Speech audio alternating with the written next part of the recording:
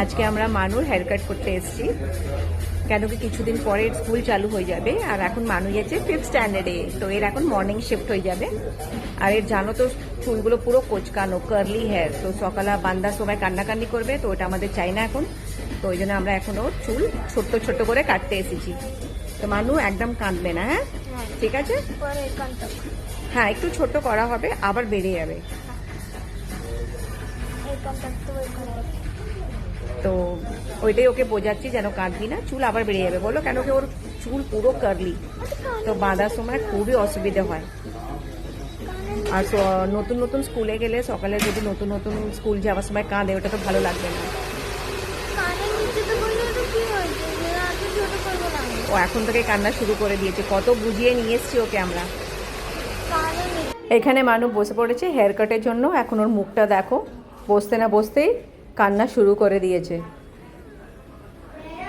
এত বোঝাবার পরেও ঠিক ও কাঁদছে দেখো। ও যতক্ষণ এখানে বসেছিল ততক্ষণ ও কেঁদেই গেছে। ফাইনালি ওর দেখো হেয়ার কাট হয়েই এসছে, আর একটু ছোট করতে বললাম। খুব রেগে গেছে, খুব রেগে গেছে। ও যতক্ষণ বসেছিল অনেক কান্না করেছে আজকে। ওর হেয়ার কাট এখানে হয়ে গেছে। ওকে বলছি যে চলো এবার এখানে তোকে মলে নিয়ে যাবো, একটা ট্রিট দেবো, খুব সুন্দর ট্রিট দেবো, কিন্তু বুঝছে না, খুব কেঁদেছে, খুব কান্না করেছে।